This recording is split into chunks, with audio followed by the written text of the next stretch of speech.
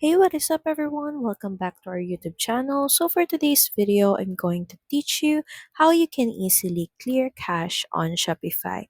So while there's no specific settings or feature to clear your cache on Shopify, you can always do it with your browser.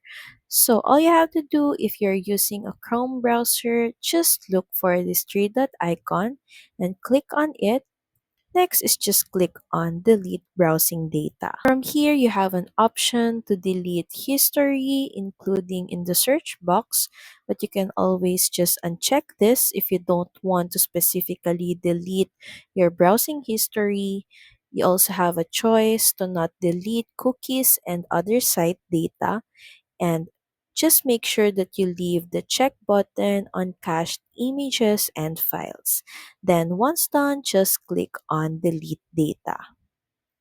So from there, all of the cached files, including your files from Shopify, is now cleared and deleted.